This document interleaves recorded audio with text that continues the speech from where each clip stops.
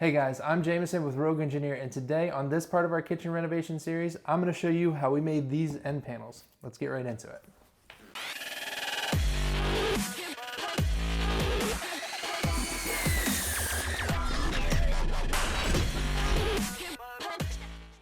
Okay, so we built the cabinets and we've got everything installed. The problem is that the cabinets are made out of pre-finished maple. It's not a problem, they look great, but the issue is that the outsides of these cabinets are pre-finished maple, and that's not what we want.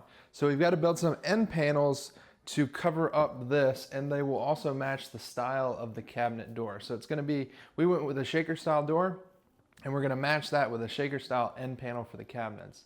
So what I'm gonna do now is I'm gonna measure out, plus the thickness of our cabinet doors, and 1/8 of an inch for the bumpers that will rest on the cabinet door.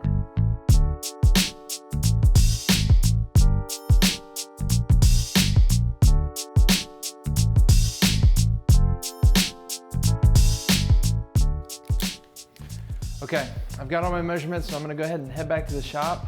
I'm gonna make the frames out of poplar, and then I'm gonna use pre-primed plywood for the panel.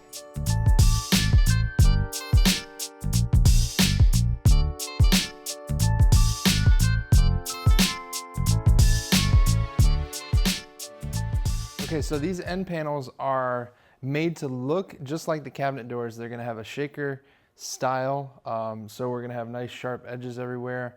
However, the back of them does not have to be pretty because they're gonna be mounted to the cabinet. So rather than going through the effort that you would with a cabinet door, the way that I'm gonna do this one is I'm just going to pocket screw these all together, and then I'm gonna come back with a rabbet bit, and I'm gonna rabbet out the back of this frame and then set in a 1/2 inch worth of plywood.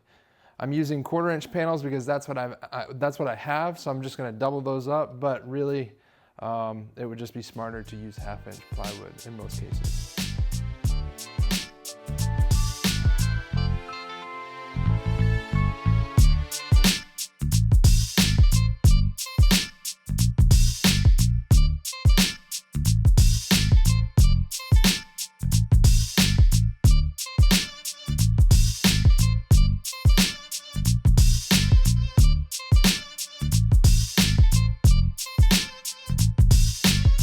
Okay, so now that I've got the rabbet cut, I'm gonna go ahead and measure for my panels and cut those down to size. I'm gonna leave an 1/8 inch all the way around so that there's room to float within that rabbet.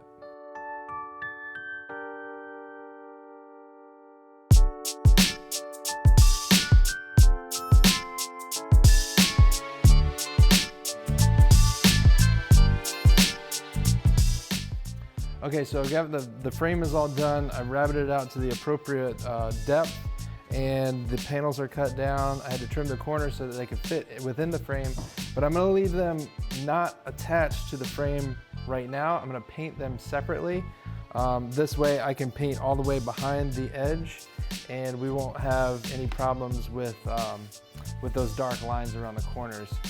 Then I'm going to install this from within the cabinet, so we'll screw from within the cabinet to the frame, and then essentially just pin this plywood up against the cabinet, and it will not be attached to anything, therefore allowing for expansion and contraction and all that jazz.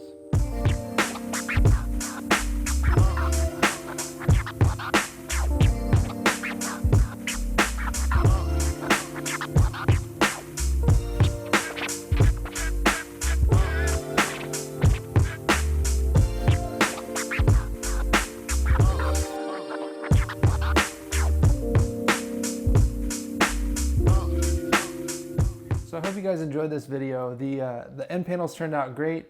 They were easy to build, easy to install, and it really added a nice finished touch to the sides of our cabinets. Make sure that you note that this is part of a bigger series of videos, including how we built the base cabinets, how we built the upper cabinets, how we built the crown above the cabinets, how we installed all the cabinets, how we painted and finished the doors and installed those, as well as the hardware. So there's a whole slew of videos that's coming along with this. I'll be sure to link up to all of those below in the description. So make sure that you subscribe to us on YouTube so that you won't miss out on any of these upcoming project videos. As well, make sure that you like us on Facebook and follow us on Instagram so that you'll catch everything that we put out on a day-to-day basis. Until next time, be safe and happy building.